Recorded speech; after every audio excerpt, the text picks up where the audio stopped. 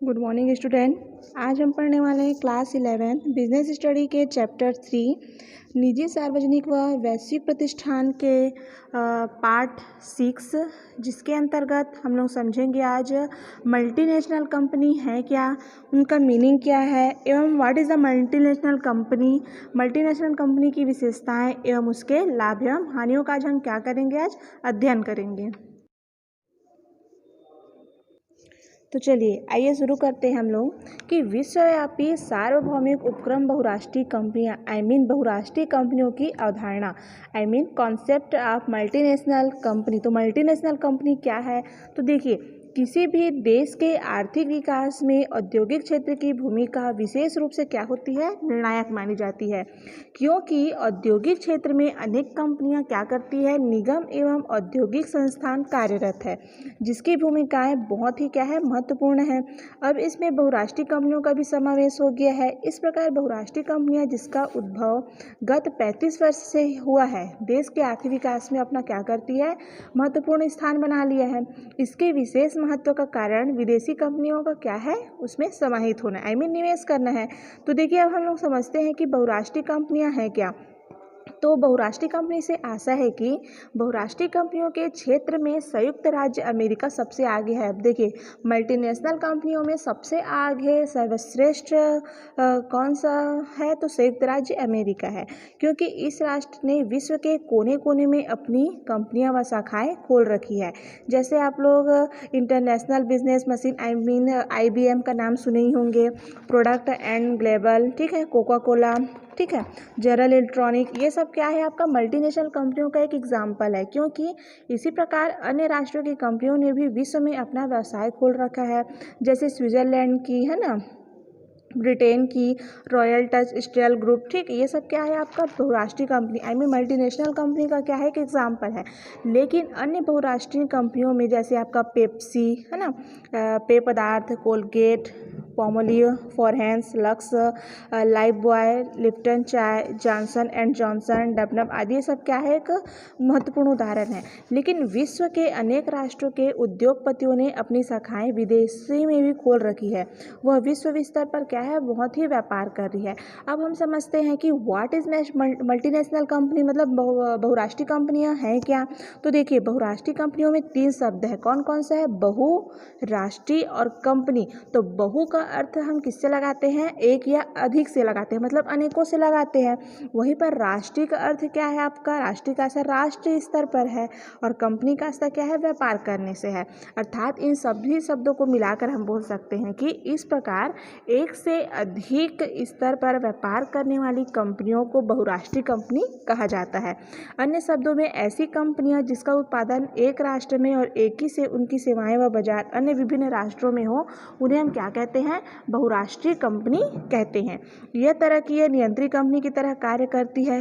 ये कंपनियां अन्य राष्ट्रों में वहाँ के रीति रिवाज व परंपरा के अनुरूप क्या करती है, व्यवसाय करती है।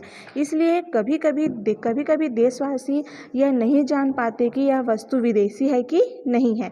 अन्य शब्दों में इसका जन्म एक राष्ट्र में होता था तथा इसका जीवन और उसका अंत विभिन्न राष्ट्रों में फैला हुआ है। अर्थात आप समझ गए होंगे कि मल्टीनेशनल कंपनियां है क्या, मतलब जहाँ से एक से अधिक स्तर, राष्ट्र स्तर पर अनेक व्यापार करती है, वो हमारा क्या कहलाता है, बहुराष्ट्रीय कंपनी मल्टीनेशनल कंपनी कहलाता है। समझते हैं बहुराष्ट्रीय कंपनियों की विशेषताएं। तो देखिए, सबसे पहला इसकी विशेषताओं में हम शामिल करते हैं किसको, व्यापक क्षेत्र को। तो देखिए, इसका क्षेत्र क्या है, बहुत ही व्यापक है, क्योंकि यह कई देशों में क्या करती है, व्यापार करती है, एक देशों में न करके अनेकों देशों में व्यापार करती है, इसलिए इसका क्षेत्र क्या है, बहुत ही बड़ा है। दूसरा विशेषताओं में चलते हैं हम, तो क्या है, वित्तीय साधन विशाल। वित्त का अर्थ हम पूंजी से लगा सकते हैं ना, मतलब इनका जो पूंजी है क्या है, बहुत ही ज़्यादा रहता है, इसलिए बहुराष्ट्रीय कंपनियों के वित्तीय साधन क्या होते हैं, बहुत ही बड़े होते हैं। तीसरा है पूंजी एवं श्रम पर नियंत्रण। तो देखिए, बहुराष्ट्रीय कंपनियां विश्व की अर्थव्यवस्था में क्रांतिकारी परिवर्तन लाने में बहुराष्ट्रीय कंपनी क्या है, समर्थ हैं, क्योंकि पूंजी एवं श्रम पर इनका क्या है, पूर्ण नियंत्रण होता है। फिर चौथा चलते हैं हम, उत्पादन पर जोर देना। तो बहुराष्ट्रीय कंपनियां बड़ी मात्रा में उत्पादन पर जोर देती है, जिसके नाम से हमको क्या होता है, राष्ट्रीय स्तर पर हमें लाभ प्राप्त होता है। पांचवा है आपका श्रम बाजार में परिवर्तन। तो देखिए हम लोग विशेषताओं में किसको समझ रहे थे, श्रम बाजार में परिवर्तन। जो बहुराष्ट्रीय कंपनियां होती है, मल्टीनेशनल कंपनियों में श्रम बाजार में अभूतपूर्व परिवर्तन किया है, क्योंकि इससे विश्व व्यापार पर क्या हो रहा है, हमारा व्यापार बढ़ रहा है। छठवा चलते हैं हम लोग नवीन अवधारणा, नया कॉन्सेप्ट। तो यह एक नवीन अवधारणा है, इसका प्रादुर्भाव पिछले 35 वर्षों में हुआ है। सातवां है उत्कृष्ट उत्पादन। तो उत्पादन की उत्कृष्टता पर विशेष ध्यान दिया जाता है बहुराष्ट्रीय कंपनियों में। आधुनिक तकनीकी का प्रयोग, तो इसमें आधुनिकतम तकनीकों का प्रयोग किया जाता है। नए नए टेक्नोलॉजी को लाकर इसमें हम व्यापार कर सकते हैं। नौवां है आपका कुशल प्रबंधन व्यवस्था। तो कुशल प्रबंधन व्यवस्था पर आधारित है ये। 10वां विज्ञापन विक्रय कला पर ध्यान देना। तो सबसे ज़्यादा बहुराष्ट्रीय कंपनियों में किस पे ध्यान दिया जाता है, विज्ञापन एवं विक्रय कला पर विशेष जोर दिया जाता है। आप लोग अधिकतर टीवी में देखते हो कि जितने भी एडवर्टाइजमेंट आता है, जिसमें आप लोग ये भी देखते होंगे कि विज्ञापन को ही देख के हम क्या करते हैं, उस सामान की ओर आकर्षित होते हैं, जिसके नाम से उसमें क्या होते हैं, उनके विक्रय में क्या होती है, आसानी हो जाती है। ठीक है। फिर 11वां है आपका कार्यालय। तो इसके कार्यालय प्रायः विकसित राष्ट्रों में होते हैं। और 12वां चलते हैं हम लोग विशेषताओं में। तो बहुराष्ट्रीय कंपनियों का शक्तिशाली होना पूंजी एवं आकार की क्या है कि विशालता एवं क्षेत्र की व्यापकता के कारण बहुराष्ट्रीय कंपनियां क्या है, शक्तिशाली होती है, क्योंकि बहुराष्ट्रीय कंपनियां विश्व के सभी राष्ट्रों में क्या है, कार्यरत है। रूस के समान राजकीय उपक्रम वाले साम्यवादी देश तक के बहुराष्ट्रीय कंपनियों का भी प्रवेश हो गया है। यह इसकी व्यापकता का एक क्या है, सशक्त परिणाम है। तो ये हम लोग क्या समझे हैं, बहुराष्ट्रीय कंपनियों की विशेषताएं। हमने विशेषताओं को समझ लिया बहुराष्ट्रीय कंपनियों के। अब हम समझते हैं क्या, बहुराष्ट्रीय कंपनी के लाभ। तो देखिए बहुराष्ट्रीय कंपनियों से होने वाले लाभ के इसके गुण हैं तथा इसके महत्व का कारण भी है। अतः इसके लाभों का अध्ययन हम इसी परिप्रेक्ष्य में करेंगे कि किसी भी राष्ट्र में बहुराष्ट्रीय कंपनियों के प्रवेश का कारण वहाँ विदेशी पूंजी की आवश्यकता का क्या है, होना है, क्योंकि बहुराष्ट्रीय कंपनियों का गुण दोष विदेशी पूंजी का क्या है, गुण दोष है। तो हम बहुराष्ट्रीय कंपनियों में सबसे पहला लाभ समझते हैं प्राकृतिक संसाधनों का दोहन। आप प्राकृतिक संसाधन से आप समझते ही हैं कि जो प्रकृति द्वारा हमारा प्राप्त साधन है वो क्या कहलाता है, आपका। तो देखिए प्राकृतिक संसाधन में आपको क्या बता रही थी, मतलब प्रकृति द्वारा प्राप्त जो, तो देखिए विदेशी पूंजी जो प्राप्त होती है हमको, जिसका प्रयोग प्राकृतिक संसाधनों के अधिकतम प्रयोग या विदोहन में हो जाता है। दूसरे लाभ में अपना चलते हैं नवीनतम तकनीक का उपयोग। नवीनतम, देखो लाभ में क्या बोला जा रहा है, नवीनतम तकनीक का प्रयोग। नाम से ही स्पष्ट है, नवीन तकनीकों का उपयोग करते हुए भी हम बहुराष्ट्रीय कंपनियों से लाभ प्राप्त कर सकते हैं।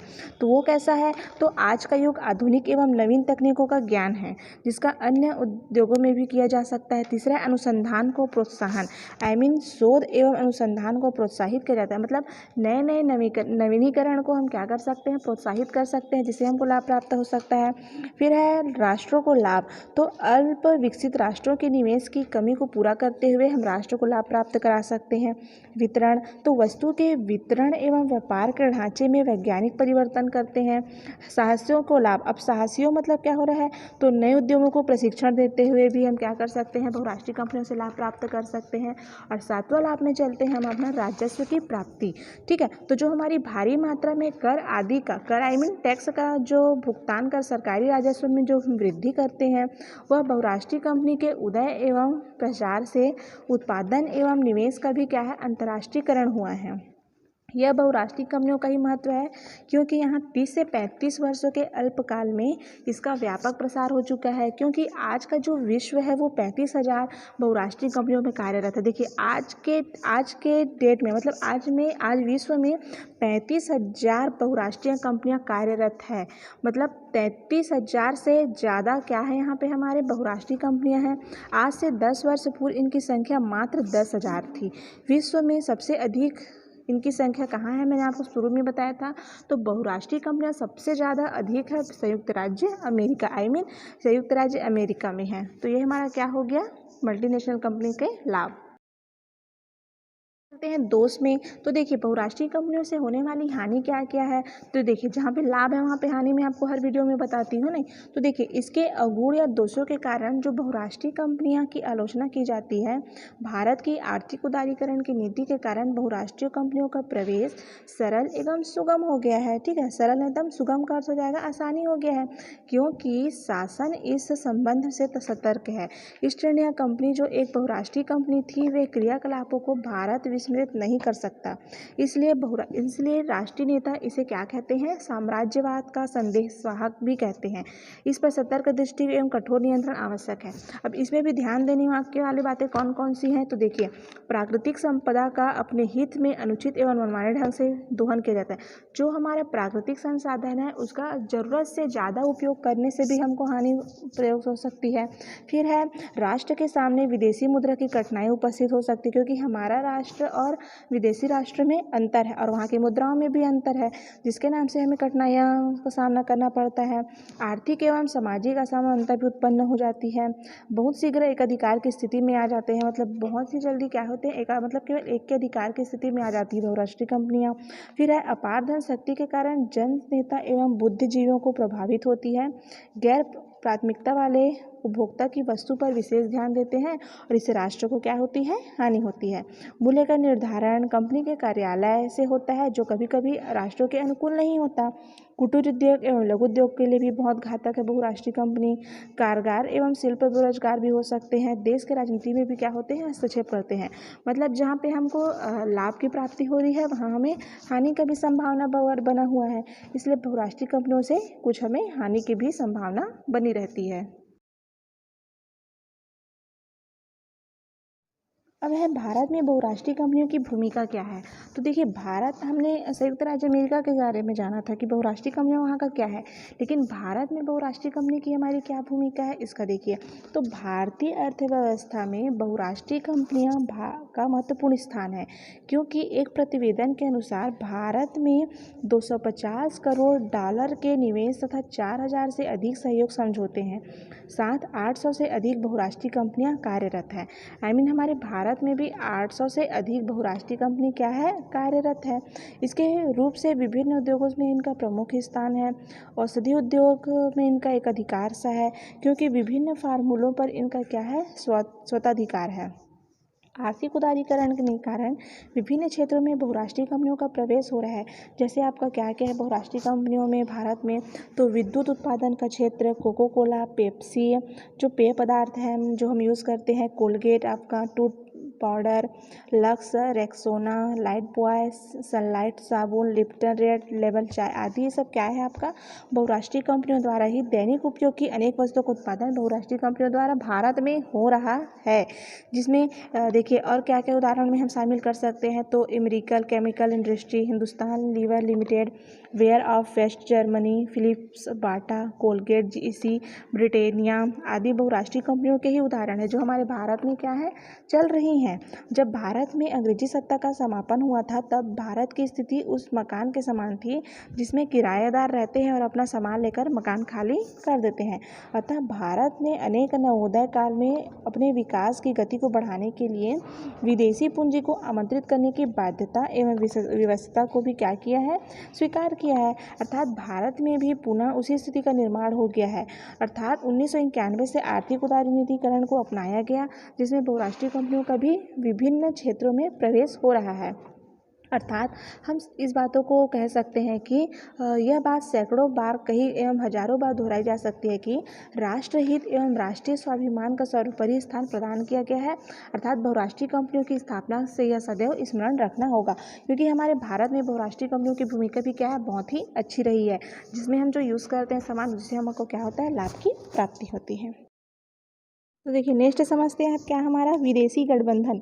तो देखिए आप प्रायः हम यह समझ लेते हैं कि विदेशी गठबंधन और बहुराष्ट्रीय कंपनियां दोनों एक ही हैं, लेकिन दोनों में क्या है, बहुत ही अंतर है, क्योंकि वास्तव में जो दोनों शब्द हैं क्या है, अलग अलग होकर फिर भी इसके अर्थ भी अलग हैं। तो यहाँ पे हम समझते हैं पहले विदेशी गठबंधन का आशय। तो देखिए, विदेशी गठबंधन में दो शब्द समाहित किया गया है। कौन कौन सा? एक तो है आपका विदेशी और दूसरा है आपका गठबंधन। तो देखिए, विदेशी शब्द का आशय देश के साथ गठबंधन और देश से है ना, तथा गठबंधन का आशय क्या बोला जा रहा है, जोड़ तोड़ कर, मिलजुल कर तथा विभिन्न राष्ट्रों के सहयोग से क्या करना है, वहाँ पे व्यापार करने से है। इस प्रकार विदेशी पूंजी और देश की पूंजी मिलाकर किसी व्यापार को संचालित करना क्या कहलाता है, आपका विदेशी गठबंधन कहलाता है। तथा व्यापार में ऐसी कंपनी को विदेशी गठबंधन वाली कंपनी कहा जाता है, क्योंकि व्यापार या कंपनी को विदेशी सह उपक्रम भी कह सकते हैं, क्योंकि विदेशी पार्टियों को मिलाकर जब कोई सरकार बनाई जाती है तो इसे गठबंधन सरकार कहते हैं। ठीक, तो ये क्या हो गया हमारा विदेशी गठबंधन से आशय। लेकिन हमें विदेशी गठबंधन की आवश्यकता क्यों पड़ी, अब इसको देखते हैं। तो जब किसी अल्प विकसित राष्ट्र को अपना औद्योगिक विकास तीव्र गति से तेज़ी से बढ़ाना होता है, तब उसे विदेशी यंत्रों जैसे आपका क्या क्या हो गया, मशीन, तकनीक आदि को आयात करना आवश्यक हो जाता है, क्योंकि इसका भुगतान क्या है, बहुत ही कठिन है। ऐसी स्थिति में एकमात्र उपाय कौन सा है, आपका विदेशी सहयोग से उपक्रम की स्थापना कर औद्योगिकीकरण करना होता है। ठीक है, अल्प विकसित राष्ट्र या भारत जैसे विकासशील राष्ट्र के लिए विदेशी गठबंधन के भी कारण हो सकते हैं, जिस कारण में हम शामिल करते हैं। सबसे पहला हमारा है राष्ट्रीय बजट में कमी लाने के लिए। तो देखिए, अल्प विकसित व विकासशील राष्ट्रों की आय कम होने से बचत दर क्या हो जाता है, कम हो जाता है, जिससे देश की पूंजी निर्माण की मात्रा अत्यधिक कम हो जाती है। तो पूंजी कम होने से भारी उद्योग व परियोजनाएं स्थापित नहीं कर सकते हम। ऐसी भारी उद्योगों को आंतरिक वजह से स्थगित कर संभव नहीं हो पाता। दूसरा है हमारा इसी में पूंजी का अभाव। तो देखिए, भारी उद्योग व्यापार के लिए हमें बहुत ही अधिक मात्रा में पूंजी की आवश्यकता पड़ती है। अल्प विकसित राष्ट्रों में पूंजी का अभाव हमेशा से बना रहता है। अतः संपूर्ण राष्ट्र से पूंजी बनाकर अल्प विकसित राष्ट्र औद्योगिकीकरण को हम क्या कर सकते हैं, प्रोत्साहित कर सकते हैं। और तीसरा कारण है आपका तकनीकी एवं औद्योगिकी एवं प्रौद्योगिकीकरण। ठीक है, प्रौद्योगिकीकरण का प्रभाव। तो देखिए, तकनीक को मैं आपको पहले बता चुकी हूँ, जो टेक्नोलॉजी है, आज का टेक्नोलॉजी और पहले के जो तरीके होते थे उसमें बहुत ही ज़्यादा डिफरेंस आ चुके हैं। लेकिन जो अभी के हैं, तो पिछड़े देशों में तकनीकी एवं प्रौद्योगिकी का विकास नहीं होने से भारी उद्योगों की स्थापना नहीं कर सकते थे।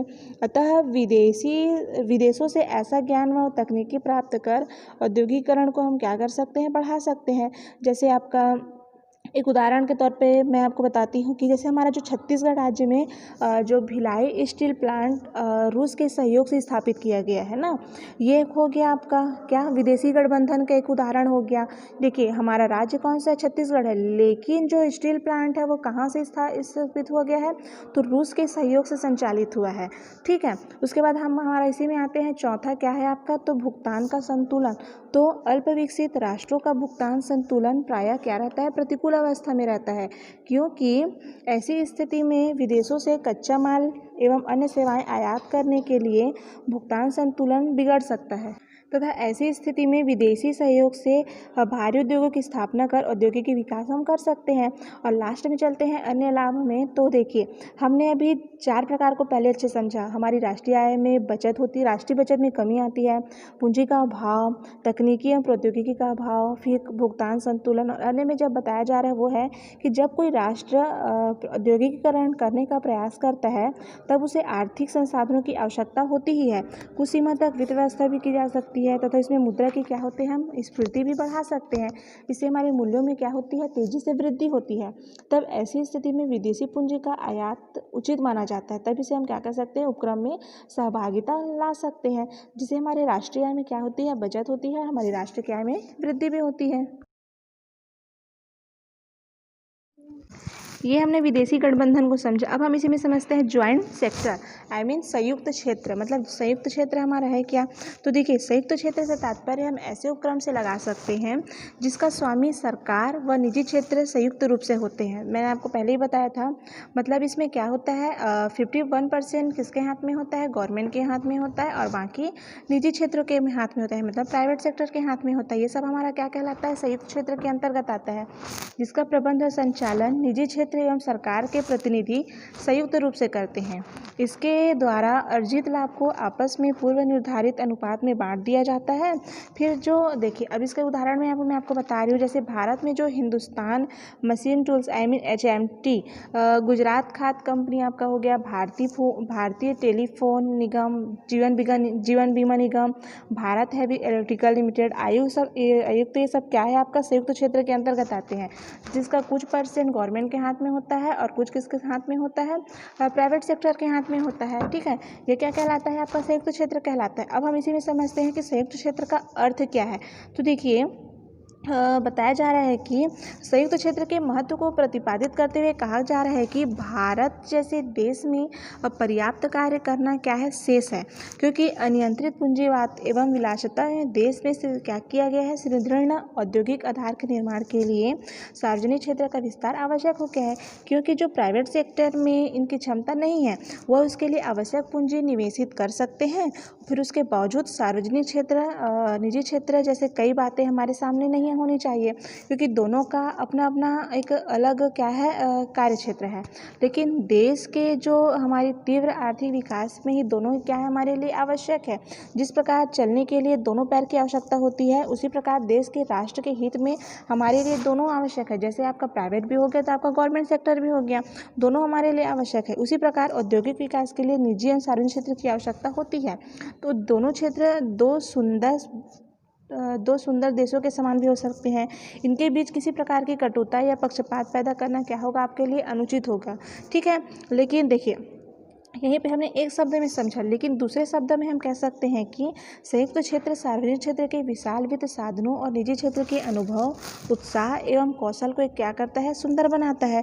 तो ये क्या हो गया हमारा संयुक्त क्षेत्र का अर्थ। आगे समझते हैं हम संयुक्त क्षेत्र के लक्षण या विशेषताएं। तो देखिए, संयुक्त क्षेत्र के लक्षण में सबसे पहला आपका क्या है, उद्देश्य टारगेट। तो देखिए, संयुक्त क्षेत्र का मुख्य उद्देश्य क्या होता है, सार्वजनिक एवं निजी की साहसियों की व्यावसायिकता का, कुशलता का क्या करना है, हमें केवल लाभ उठाना होता है। दूसरा हमारा विशेषता है संयुक्त निवेश, जो ज्वाइंट सेक्टर होता है, उसमें सरकार एवं निजी दोनों उद्यमों की पूंजी का निवेश करते हैं। इस क्षेत्र में विदेशी पूंजी का 20% एवं सरकार का 25%, निजी क्षेत्र का 20% एवं विदेशी उद्योगों द्वारा 35% पूंजी का निवेश किया जाता है। देखो, इसमें क्या बोला जा रहा है, विदेशी पूंजी का 20%, सरकार का 25%, निजी क्षेत्र का 20% और विदेशी उद्योगों का 35% क्या किया जाता है, उसमें पूंजी का निवेश किया जाता है। तीसरा है इसमें शासन का हस्तक्षेप। तो देखिए, सरकार द्वारा नीति निर्धारण, प्रबंधन एवं संचालन में सरकारी हस्तक्षेप होता है। चौथा है आपका कुशल प्रबंधन का लाभ। तो संयुक्त उपक्रम के अनेक देशों के कुशल विशेषज्ञों को लाभ उठाया जाता है। प्रशिक्षण और संचालन संबंधी समझौते किए जाते हैं। पांचवा है आपका सार्वजनिक एवं निजी क्षेत्रों के मध्य क्या करना है, समन्वय स्थापित करना है। तो क्योंकि देखिए, संयुक्त क्षेत्र में सार्वजनिक तथा निजी क्षेत्र दोनों मिलकर स्थापना करते हैं, इसलिए केंद्रीय राज्य सरकार, निजी क्षेत्र, विदेशी उद्योगों का मिला जुला क्या है, एक प्रकार का उपक्रम है। छठवां है आपका एकाधिकार की समाप्ति। तो सार्वजनिक एवं निजी क्षेत्र के उपक्रम से एकाधिकार की समाप्ति क्यों हो जाती है। सातवां है आपका जोखिम का विभाजन। तो बंटवारा, जोखिम का जो बंटवारा होता है वो संयुक्त उपक्रम से व्यवसाय का जोखिम किसी एक पर नहीं पड़ता, अपितु दोनों क्षेत्रों पर जोखिम का प्रभाव सामान्य रूप से पड़ता है।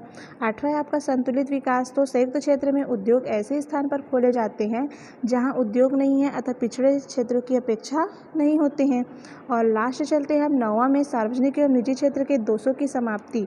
तो यहाँ क्या होता है, जो संयुक्त उपक्रम द्वारा निजी क्षेत्रों के दोष तथा सार्वजनिक क्षेत्र के दोषों को हम क्या कर सकते हैं, आसानी से दूर कर सकते हैं। और लास्ट है आपका अस्वस्थ प्रतिस्पर्धा का अंत। जो संयुक्त उपक्रम द्वारा अस्वस्थ प्रतिस्पर्धा को समाप्त करना है, वे संयुक्त क्षेत्र की आर्थिक अवधारणा का आधार भारतीय औद्योगिक नीति प्रस्ताव 1970 पर शामिल किया गया है, जिसमें संयुक्त क्षेत्र की वर्तमान स्थिति में क्या है। तो इस समय भारत में संयुक्त क्षेत्र के अंतर्गत अनेक उपक्रम कार्य कर रहे हैं, जैसे आपका हो गया oil India, Gujarat fertilizer, Cochin refiner, Hindustan भारतीय telephone industry, Hindustan machine tools, है ना। तो ये सब क्या है, आपके भारत के विदेशी उद्योगपतियों के साथ मिलकर भी अनेक संयुक्त उपक्रम की स्थापना की गई है, जैसे दुर्गापुर एवं राउरकेला के लोहे के इस्पात के कारखाने एवं भोपाल के बिजली भारी सामान निर्माण के लिए कारखाने। तो ये सब हमारा क्या हो गया, संयुक्त क्षेत्र की विशेषताएं। आपका संयुक्त क्षेत्र के उद्देश्य। तो देखिए, संयुक्त क्षेत्र के उद्देश्य के लिए राष्ट्रीयकरण के बिना उद्योगों पर सामाजिक नियंत्रण स्थापित करना एवं निजी क्षेत्र को राष्ट्रीयकरण करने से मुक्त कराना, उद्योगों के लिए पर्याप्त वित्तीय साधन प्राप्त करना, निजी क्षेत्र के प्रबंधन कौशल का सदुपयोग करना, निजी क्षेत्र के एकाधिकार में वृद्धि पर रोकथाम करना, स्थापना एवं समापन दोनों का संतुलन में लाना। ये सब क्या है आपका संयुक्त क्षेत्र का मुख्य उद्देश्य। आर्थिक प्रगति में तीव्रता लाना, देश का संतुलित विकास करना एवं उद्योगों में लाभार्जन प्रवृत्ति के साथ ही साथ सेवा भावना को प्रवृत्ति का सृजन करना भी क्या होता है, हमारा संयुक्त क्षेत्र का मुख्य उद्देश्य होता है। आगे समझते हैं हम संयुक्त क्षेत्र का महत्व, लाभ एवं उपयोगिता। तो देखिए, संयुक्त क्षेत्र के महत्व के अंतर्गत सबसे पहला है आपका एकाधिकार पर नियंत्रण। तो देखिए, एकाधिकार नियंत्रण बोला जा रहा है तो क्या है, तो संयुक्त क्षेत्र की स्थापना से एकाधिकार की मनोवृत्ति पर नियंत्रण किया जा सकता है। दूसरा लाभ है हमारा मिश्रित अर्थव्यवस्था में मिलीजुली अर्थव्यवस्था, जिसे संयुक्त उपक्रम से मिश्रित अर्थव्यवस्था से समस्त लाभों की प्राप्ति संभव है। तीसरा है आपका प्रबंध कुशलता। तो प्रबंध कुशलता का अर्थ है कि संयुक्त क्षेत्र की स्थापना एवं प्रबंध में कुशलता की प्राप्ति होती है। सार्वजनिक व निजी दोनों क्षेत्रों में समन्वय स्थापित किया जा सकता है। और हम पांचवें लाभ की ओर बढ़ते हैं तो वो है आपका राष्ट्रीयकरण के भय से मुक्ति, अर्थात निजी क्षेत्र के उद्यमियों को सरकारीकरण या राष्ट्रीयकरण के भय से मुक्ति मिल जाती है, पूंजी के निवेश पर बल प्राप्त हो जाता है। पांचवा आपका स्थापना एवं समापन सरल। तो संयुक्त उपक्रम की स्थापना सरलता से की जा सकती है, लेकिन निजी क्षेत्र या सार्वजनिक क्षेत्र में रूप परिवर्तन सरलता से हो जाता है। छठवा है आपका संतुलित विकास। तो संयुक्त उपक्रम को पिछड़े क्षेत्रों में स्थापित कर संतुलित विकास किया जा सकता है, जिससे उद्योगों का केंद्रीकरण एक ही स्थान पर करना क्या है, संभव हो जाता है, जिसके कारण केंद्रीकरण एक ही स्थान पर नहीं किया जाता। फिर सातवां है आपका शोषण से मुक्ति। तो संयुक्त उपक्रम से सरकारी नियंत्रण के कारण उपभोक्ताओं का शोषण नहीं हो सकता। आठवां है आपका जोखिम का विभाजन, जिसमें संयुक्त क्षेत्र की स्थापना से जोखिम सरकार व निजी क्षेत्रों में क्या करता है, आसानी से बढ़ जाता है। फिर है आपका नवा आर्थिक विकास। तो निजी एवं सार्वजनिक क्षेत्र मिलकर देश के आर्थिक विकास में योगदान होते हैं, जिससे औद्योगिकी एवं व्यावसायिक क्षेत्रों में विकास क्या होता है, तेजी से हो जाता है।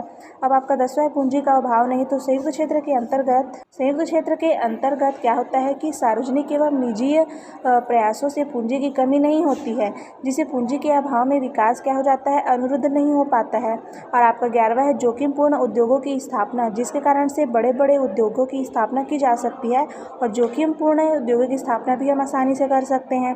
और आपका 12वां है अन्य लाभ। तो जिसमें आपका क्या है, आधारभूत उद्योगों की स्थापना हो जाती है, सरकार की नीतियों का पालन किया जा सकता है।